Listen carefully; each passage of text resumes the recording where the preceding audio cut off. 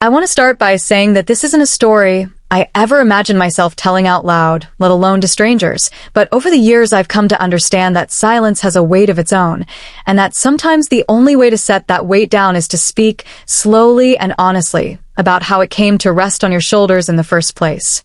So I'm going to tell you the whole thing from the beginning, without skipping the parts that make me uncomfortable, because those uncomfortable parts are usually where the truth lives.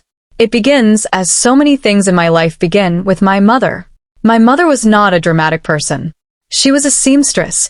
Actually, though she would have laughed at the word and called herself someone who fixes things with thread. She worked from home for most of my childhood, in the small back room of our house that smelled permanently of fabric softener, machine oil, and the particular dusty warmth of an old iron heating up. She altered wedding dresses, hemmed curtains, repaired the worn elbows of jackets for neighbors who paid her in cash, or in jars of preserves, or in favors she never collected. I grew up to the sound of her sewing machine, a steady, patient rhythm like a second heartbeat in the house, and I think now that I associated that sound with safety long before I understood what safety meant. My father worked long hours and was a quiet, distant presence, not unkind, but unreachable in a way I didn't have words for as a child. So it was my mother and me, most afternoons, in that house full of fabric. She would work, and I would do my homework at the little table in the corner, and sometimes she would talk while she sewed, about the people whose clothes she was fixing, about the woman whose daughter was getting married, about the man who kept tearing the same jacket in the same place because he refused to retire it. She noticed things about people. She noticed everything. That will matter later, so remember it. The first time I felt the thing I'm going to spend this entire story trying to describe, I was maybe 7 years old, and I couldn't have told you what it was. A client had dropped off a bridesmaid's dress for alterations, and my mother had hung it on the door of the sewing room, and I remember standing in front of it after school, alone in the house for a few minutes, just looking at it. It was a pale lavender color with a kind of shimmer in the fabric, and I reached out and touched it, and something in my chest did something I had no name for. It wasn't about the dress, exactly. I want to be very clear about this, because people misunderstand it constantly. It wasn't about wanting a costume, or playing pretend, or some childish game of dress-up. It was a feeling of recognition, which is a strange thing for a 7-year-old to feel about an object they've never owned. It was as though some quiet part of me leaned toward it and said that is closer to what I am than what I'm wearing. And then immediately, with no one having told me anything, with no rule ever having been spoken aloud in that house, I felt shame. I pulled my hand back like the fabric was hot. I remember that so clearly. The shame arrived before any instruction did. It was already waiting for me, and to this day, I find that one of the most haunting facts of my childhood. Nobody taught me to be ashamed. I somehow absorbed it from the air, from television, from the playground, from the way boys at school policed each other with a cruelty so casual it seemed like breathing. The rule was nowhere written and everywhere enforced. There were things for boys and things for girls, and crossing that line, even in your thoughts, even alone in an empty room, marked you as something wrong. I didn't touch the dress again. I didn't tell anyone. I filed the moment away in the place where children keep the things they can't explain, and for a few years it stayed there, quiet but not gone, the way a splinter stays under the skin, small enough to forget about until something presses on it. What pressed on it over the next few years was simply growing up.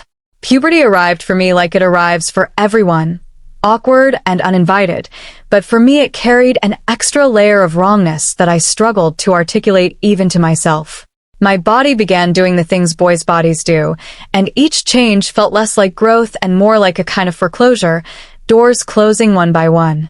I watched the girls at school with an envy I didn't understand and couldn't admit, and I want to pause here, because this is one of the most misunderstood parts of experiences like mine. People hear envy and they think of something superficial, wanting nice clothes, wanting attention. It wasn't that. It was watching them become more fully themselves, watching them settle into identities that the world handed them freely and confirmed daily, while I felt like I was being slowly sealed inside a version of myself that I hadn't chosen and couldn't return. Imagine being given a uniform at birth and being told you'll wear it for the rest of your life, and every year it fits a little worse, and everyone around you insists it looks fine, looks great. Actually, what are you complaining about? That's the closest I've ever come to explaining it to someone who hasn't felt it. Around the age of 11 or 12, the secret behavior started, and I'm going to talk about it plainly because hiding it is what gave it power over me for so long. When the house was empty, when my mother was out running errands and my father was at work, I would sometimes open my mother's closet. I never took anything out of the house. I never damaged anything. I would try something on, a blouse, a skirt, sometimes just stand there holding a dress against myself in front of the mirror, and for a few minutes the static in my head would go quiet. That is the part one most need you to understand. It wasn't excitement. It was relief. It was the only place in my life where the gap between how I looked and how I felt got narrower instead of wider. And then, every single time, without fail, the relief would curdle. I would catch my own eyes in the mirror and feel the shame come flooding back in, twice as strong as before, and I would put everything back with a precision that bordered on obsessive, smoothing hangers, aligning hems, making sure the closet looked not just undisturbed but forensically undisturbed, as though my mother were a detective and I were erasing evidence of a crime. And then I would go to my room and do homework or stare at the wall, carrying both things at once. The memory of those few quiet minutes, and the certainty that I was broken for needing them. If you've never carried a secret like that, it's hard to explain what it does to a person. It's not just that you're hiding something. It's that the hiding becomes a second self. You develop an entire internal surveillance system. You monitor your own gestures, your voice, the way you sit, the way your eyes move when a pretty dress passes by in a shop window. You learn to perform normalcy so constantly that you lose track of where the performance ends and you begin. I became a good student, a polite kid, helpful, quiet, forgettable. Teachers loved me. Relatives called me mature for my age. What they were actually seeing was a child who had learned that visibility was dangerous, that the safest version of himself was the one nobody looked at too closely. And underneath that careful, agreeable surface, I was building a case against myself, collecting evidence of my own wrongness, rehearsing for a trial that existed only in my head. The trial happened anyway, and it happened because of my mom. I was 13. It was a Tuesday or maybe a Wednesday, an ordinary school day, the kind of day that gives you no warning that it's going to divide your life into before and after. My mother had said she was taking a finished dress to a client across town, a trip that normally took over an hour. I came home, verified the house was empty, and went to her closet. There was a particular cardigan of hers, soft, gray blue, nothing glamorous at all, that I had privately loved for months. And that day I put it on, and I sat on the edge of her bed, and for once I didn't rush. I let the quiet happen. And the client, it turned out, had canceled. My mother came home 40 minutes early, and she came down the hallway quietly because that was how she moved, and she opened her bedroom door, and there I was. There are moments in a life where time genuinely seems to stop. I could not tell you how long we looked at each other. It felt like years, and it was probably 4 seconds. I watched her face do something complicated, surprise first, then something else, something I couldn't read because I was too busy drowning in my own terror, and I said nothing and she said nothing, and then she did the thing that rearranged my entire understanding of the world. She didn't yell. She didn't cry. She didn't ask me what was wrong with me. She looked at me for one more long moment, and then she said, quietly, "Dinner's at 6, and she closed the door and walked away. Dinner's at 6. I sat there for a long time trying to understand what had just happened, and I couldn't because everything in my 13 years of learned expectation said that this was the catastrophe, the exposure, the end of my life as I knew it, and instead I had been handed a sentence about dinner. I took off the cardigan with shaking hands. I hung it up. I went to my room and I waited for the other shoe to drop, and I want to tell you honestly what I felt in that waiting because it wasn't relief. It was worse than relief. It was a suspension. As long as it went unspoken, it existed in a terrible limbo where I didn't know what she thought, what she felt, what she would do. Would she tell my father? Would she take me to a doctor, a priest, a therapist whose job was to fix me? Would she look at me differently forever? Every possible future was worse than not knowing, and so, perversely, I almost wished she had screamed at me, because at least a scream would have been an answer. Dinner that night was the most excruciating meal of my life up to that point.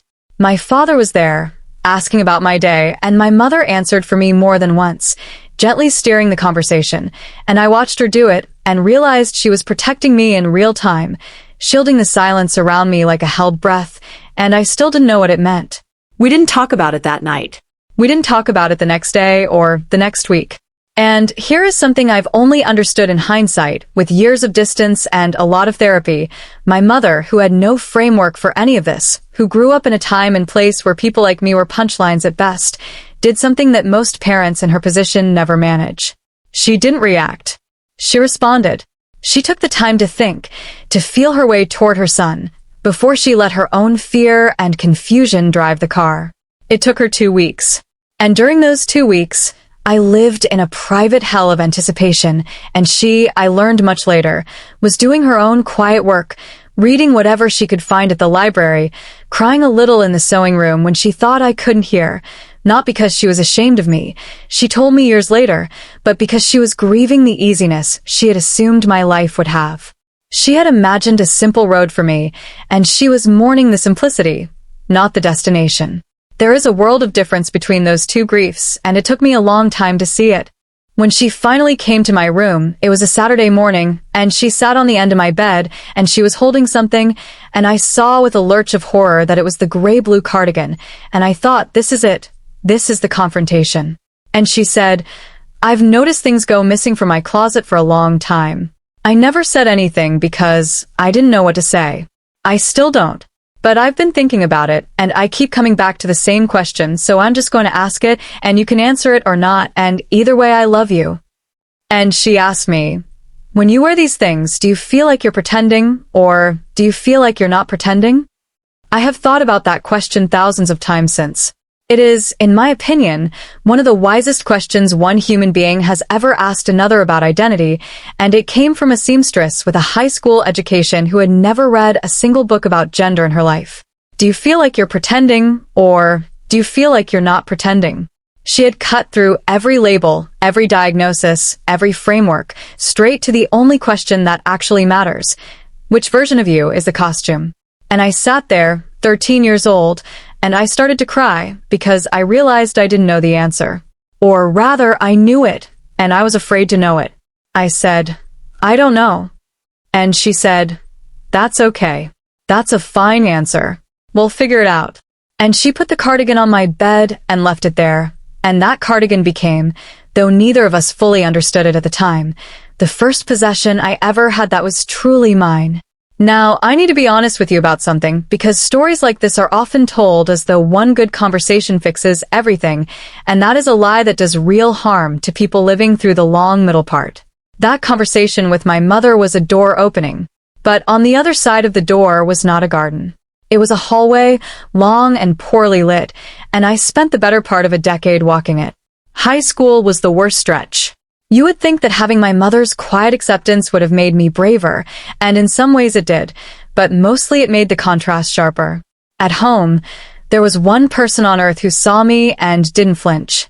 Everywhere else, I was still performing. And the performance got harder as I got older, because adolescence is the age of surveillance. Teenagers are the most ruthless enforcement agency of social norms that exists in nature. Everything was watched, cataloged, judged. The pitch of a laugh, the way you held your books, the sports you played or didn't play.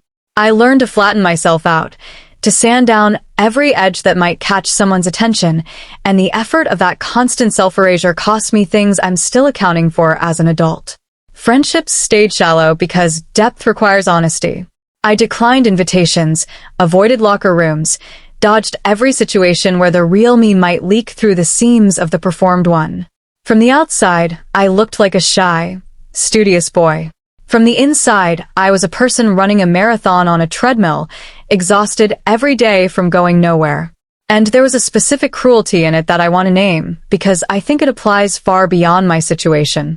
The cruelty was that the thing I was hiding wasn't shameful in itself. I wasn't hiding cruelty, or dishonesty, or harm. I was hiding tenderness. I was hiding the part of me that was softest and most sincere, the part that wanted beauty and gentleness and authenticity, and the world had convinced me that this tender part was my disqualification from normal life. How many people, in how many different ways, are doing exactly that right now? Hiding not their worst selves, but their truest ones, because some arbitrary rulebook says that truth doesn't fit the packaging they were issued at birth. I don't have a tidy answer for that. I just know that the years I spent hiding my tenderness were the years I was least kind to myself, and I suspect that's not a coincidence. At home, things with my mother developed slowly, in small, unglamorous steps. There was no movie montage.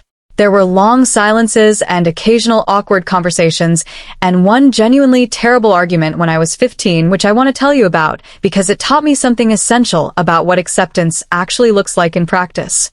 By 15, I had started pushing boundaries in the way teenagers do, testing the limits of her tolerance. I wanted to wear what I wanted around the house whenever I wanted. I wanted her to stop referring to my secret in hushed tones. I was angry a lot, in that diffuse teenage way where you can't locate the target of your anger, so you aim it at whoever is closest, and she was closest. One evening I said something cruel to her. I accused her of being embarrassed by me, of only tolerating me behind closed doors, of being a coward. And my mother, patient, steady my mother, got angry back, and she said something that landed like a slap. I am trying to understand something that nobody ever taught me the words for, and I am doing it alone, and I make mistakes, and you don't get to punish me for the speed of my learning just because you're in pain. And then she left the room, and I sat there stinging, and slowly, over days, I understood that she was right. She wasn't my obstacle. She was my ally, and allies are human beings with their own confusion and fear, and demanding perfection from the people trying to love you is just another way of refusing to be loved at all. That lesson took me years to fully absorb, but that argument was the seed of it. Acceptance is not a light switch. It is a practice on both sides. I had to learn to be accepted, which is its own strange skill, and she had to learn to accept, and we had to forgive each other constantly for being clumsy at both. I also want to tell you about my father because his absence from this story so far is deliberate, and it mirrors his absence from this part of my life. My mother never told him. I never told him. It was a joint decision, made mostly through silence, and I have complicated feelings about it even now. He was not a cruel man. He was a man of his generation and his region, a man for whom feelings were weather, something that happened to you that you endured without comment. I believe, and my mother believed, that telling him would have created a conflict he had no tools to navigate, and that the conflict would have landed on me, and I was carrying enough. Maybe we were wrong. Maybe we underestimated him. He died when I was 21, and I never had that conversation with him, and I carry that unfinished business quietly, the way you carry a stone in your pocket. I'm not telling you this for sympathy. I'm telling you because stories like mine are full of these unresolvable threads, and anyone who presents you with a version of this experience where every relationship resolves neatly is selling you something. Real life leaves knots in it. You learn to live with the knots. College was where the next chapter began, and it began, appropriately, with distance. I moved to a city a few hours from home, and for the first time in my life, nobody knew me. And here's the strange thing about anonymity, which nobody had warned me about. It is both liberation and temptation. Liberation because the surveillance finally stops. Nobody is watching. Nobody has a file on you, a history of you, expectations of you. You can be anything. And temptation because you can be anything includes the option of being nothing, of drifting, of experimenting recklessly with yourself like you're a draft document you can always delete. I did some of that drifting. I went to a few meetings of a student group I found online, sat in the back, said nothing, left early. I bought a few pieces of clothing of my own for the first time, which was a genuinely terrifying experience the first time and oddly mundane the third time. And I remember standing in my dorm room holding a simple dress I had bought online and realizing that for the first time, this wasn't borrowed, wasn't stolen time in someone else's closet, wasn't a secret I was keeping from the person who owned the things. It was mine. The secret was becoming a self. That shift from something I do to something I am happened so gradually I can't point to a single day, but that dress in that dorm room is the closest thing to a milestone I can identify. And yet, even there, even in the freedom, the shame had followed me like a piece of luggage I forgot I was carrying. I remember a night in my second year, sitting on the floor of my room at 2 in the morning, wearing something that felt right, looking at myself in the mirror on the back of the closet door, and feeling, of all things, grief. Because I realized that even if nobody was stopping me anymore, I was still stopping me. The policeman had moved inside. I had internalized the rulebook so completely that freedom itself felt like trespassing. I don't think we talk enough about this, about how the hardest prison to escape is the one built from lessons you absorbed before you were old enough to evaluate them. You can leave the town, leave the school, leave the house, and find that the wall you were always pressing against was made of your own certainty that you didn't deserve what was on the other side. That night I cried for a while, and then I did something small that turned out to be enormous. I made an appointment with the University Counseling Center. It took me 3 weeks to actually go. The first session I said almost nothing. The second session I said one true thing. By the 5th or 6th session I was really talking for the first time in my life, and I want to say clearly to anyone listening who is where I was, asking for help was not the defeat I had been told it would be. It was the first fight I ever won. The therapist, a patient woman named Dr. Reyes, who I will always be grateful to, never once told me what I was or what I should do. What she did was ask questions, good ones, my mother's kind of questions, and she gave me language. That is one of the great underrated gifts of therapy, vocabulary. For years my inner life had been a fog of feelings with no handles on them. She handed me handles. Dysphoria. Identity. Internalized shame. Congruence. Words are not just labels, they are tools. A feeling you can name is a feeling you can hold up to the light and examine, instead of a monster that lives under your bed. And slowly, session by session, the monster came out from under the bed and turned out to be, as monsters so often do, just me, small and scared and waiting. Somewhere in the middle of all this, my mother and I had a conversation that changed the trajectory of everything, and I've been circling toward it this whole time because when people ask me what, because of my mom, everything changed means, they assume it means the day she found me, or the cardigan, or the question on the edge of my bed. Those mattered. But the moment everything truly changed came later, on a visit home during my 3rd year of college, in the sewing room, late at night, the two of us drinking tea while she worked on a hem by hand. She had asked casually how school was and I had said, fine, and then because therapy had taught me that honesty is a muscle that atrophies without use, I corrected myself and told her the truth, that I was exhausted, that I was tired of being two people, that I didn't know how much longer I could sustain a life split down the middle, and that I was scared. And my mother set down her needle and looked at me with those eyes that noticed everything, and she said, "Can I tell you something I've been afraid to tell you?" And I said yes. And she said, "I stopped seeing my son a long time ago. I didn't say anything because I didn't want to take anything away from you by naming it wrong. I figured when you knew what to call yourself, you'd tell me, and I'd already be caught up." She paused, and then she said the sentence that broke me open. "I've been sewing your whole life, and if there's one thing I know, it's that when something doesn't fit, you don't throw away the person. You alter the garment." I don't actually remember what I said in response. I remember crying, and I remember her holding me, and I remember that the smell of the room, fabric softener and machine oil and warm iron, smelled like the safest place in the world, because it was. But I want to be precise about what changed that night, because it wasn't that she gave me permission. I didn't need permission anymore. I'd already taken the first steps myself. What she gave me was something rarer. She gave me a witness. There is a difference between doing something and being seen doing it. All those years, my identity had existed in locked rooms and borrowed minutes, in the negative space of a life. When my mother looked at me and said she already saw me, the whole hidden architecture of my inner life suddenly had one room with the lights on, with another person in it, and that changed the physics of everything.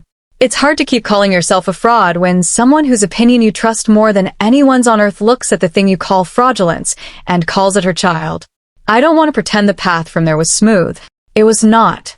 Coming to terms with the fact that I wanted to transition, not just dress, not just explore, but actually live, full-time, as the person I was inside, was the single hardest reckoning of my life, and I resisted it for years longer than I needed to. Because here's the thing nobody tells you about the truth. Once you know it, you can't unknow it, and knowing it doesn't make the consequences disappear. I spent a long time doing arithmetic in my head. What would I lose? Friends, Maybe. Career opportunities? Possibly. Safety? In some places, certainly. The easy, unremarkable future that gets handed to people who fit. I would sit with that ledger and try to make the numbers come out differently. Try to find a version of my life where I could keep the truth and also keep everything else. And the math never worked. And for years I chose the everything else. And the cost of that choice was a slow, gray erosion of my will to be alive at all. I want to be careful and honest here. There were periods in my early 20s where I was not okay, where the gap between the life I was living and the life I was meant to live felt so unbridgeable that I couldn't see the point of continuing to stand on the wrong side of it. What got me through was not willpower. It was people. My mother on the phone, telling me about her clients and her hems and her ordinary days, keeping me tethered to the ordinary world. Dr. Reyes, and later another therapist in the city, refusing to let me disappear from my own life.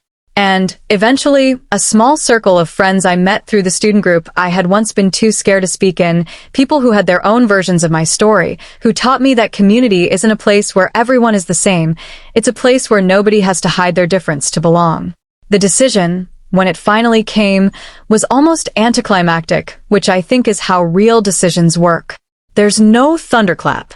I was 24, sitting in my apartment on an ordinary evening, and I had just spent an entire weekend as myself, and then Monday morning came, and I put on the costume, my old life, for work, and I stood in front of the mirror, and I felt, with a clarity that was almost peaceful, that I couldn't do it anymore. Not in a dramatic way. In an accounting way. The debt had come due. The pretense was costing more than it protected. And I thought of my mother at the edge of my bed asking which version of me was the pretending, and I finally had the answer I'd been too scared to say at 13. This. The boy costume.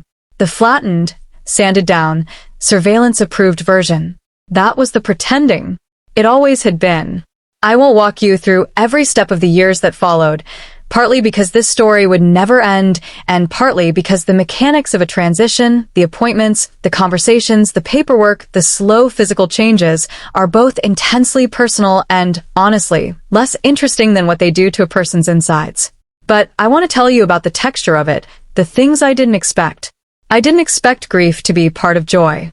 The first time I introduced myself by my real name, the name I had chosen, to a stranger who knew nothing about me, I felt elation. And then, that night, I felt a strange mourning for the person I had been.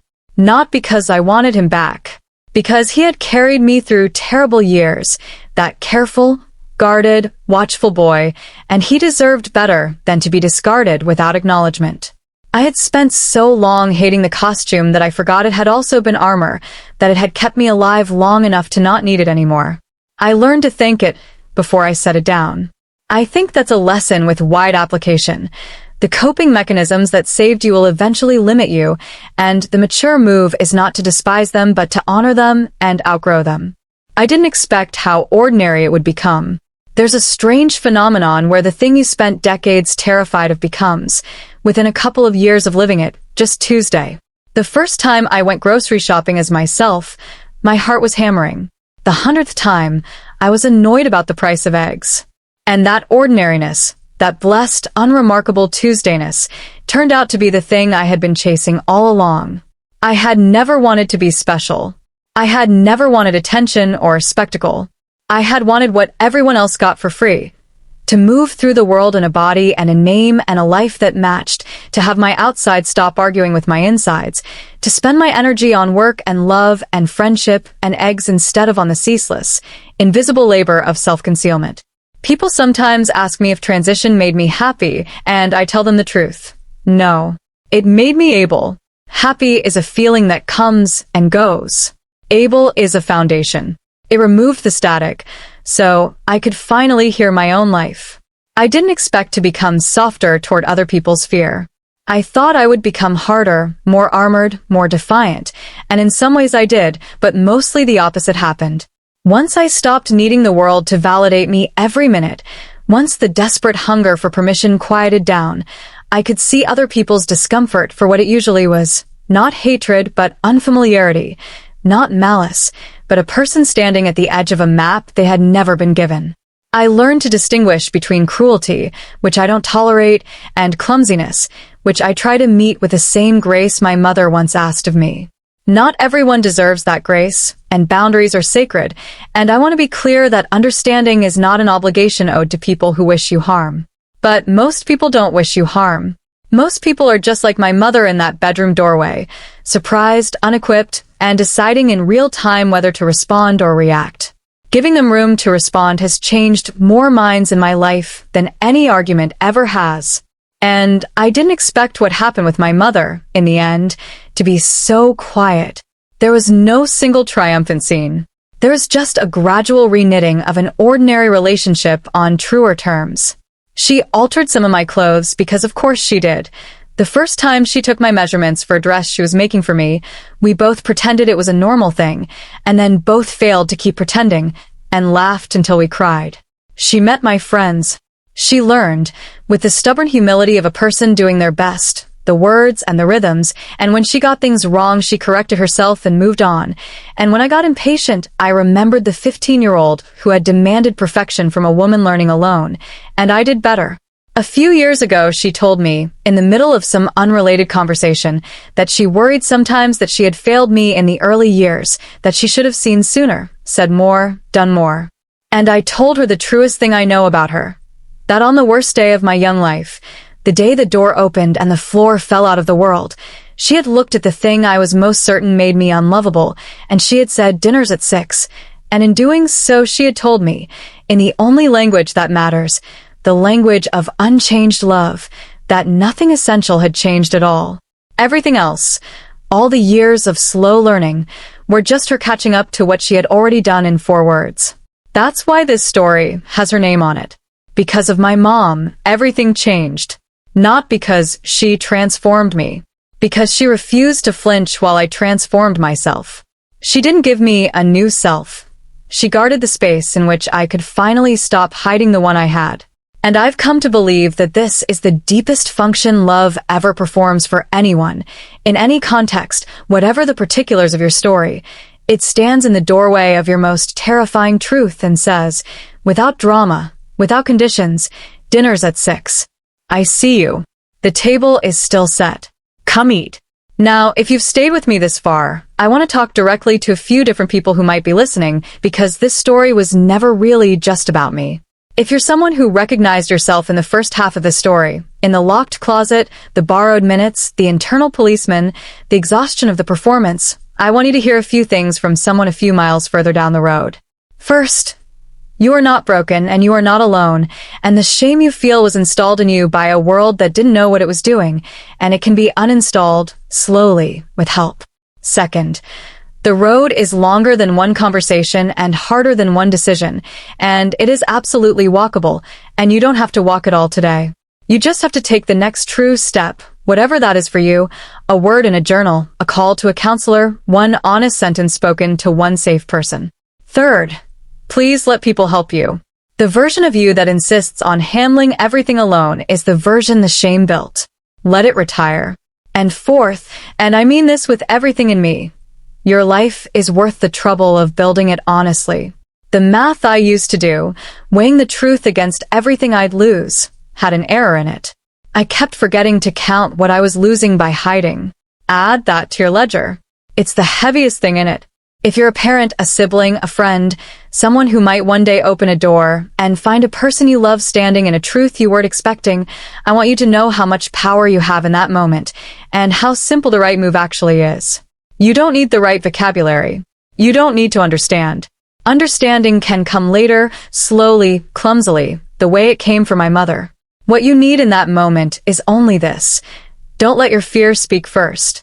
The person in front of you has been rehearsing your reaction for years, and every rehearsal ended in catastrophe.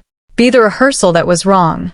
Ask a real question, or ask nothing at all, and just make sure the last thing in the room is love. You can learn the rest together.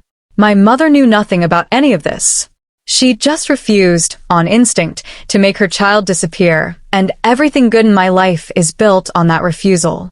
And if you're someone who came to this story from the outside, curious, maybe skeptical, maybe trying to understand a world that feels unfamiliar to you. I want to thank you for staying, and I want to leave you with the one thing I most wish people understood. This was never about clothing, or rebellion, or attention, or any of the loud, simple stories that get told about people like me. It was about congruence. It was about a person trying, over the course of a whole life, to close the distance between the self that lived inside and the self that walked around in the world. The same distance every human being feels in one way or another, the same work we are all doing in our different ways. My version of that work happened to be visible, happened to cross lines that some people find confusing.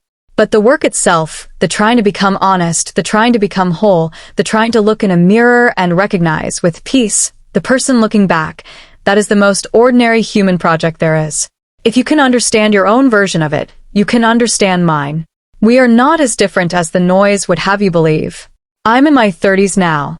I have a life that would have seemed like science fiction to the boy in front of his mother's closet. Unremarkable in all the ways I once prayed for. I work, I pay rent, I call my mother on Sundays and she tells me about her hems and her clients, and last month she made me a dress, gray blue, soft, in a fabric that looks, if you catch it in the right light, almost exactly like a cardigan I used to love. I don't think it was an accident. My mother doesn't do accidents. She does alterations, patient, precise acts of love, taking in what's too loose, letting out what's too tight, working the seams until the thing fits the person it's for. She spent her whole career fixing garments. It took me 30 years to understand that she had spent my whole life teaching me her trade. When something doesn't fit, you don't throw away the person. You alter the garment. You do the slow, careful work. You don't pretend the seams aren't there. You just make them strong. I don't know what your version of this story is. I don't know what you're hiding, or what door you're standing in front of, or whose reaction you've been rehearsing in your head for years, always ending in catastrophe. But I know that on the other side of every one of those doors there might be someone capable of surprising you, and that the first person who has to stop flinching from the truth is you, and that the work is slow and worth it and never, ever finished. I'm still doing it. I expect to be doing it for the rest of my life, and for the first time, that doesn't exhaust me. It feels like the opposite. It feels like being alive on purpose. Thank you for watching and spending this time with me. If this story helped you understand yourself or someone else a little better, feel free to explore more on the channel. Take care of yourselves and take care of each other. The seams you tend today are the strength you wear tomorrow.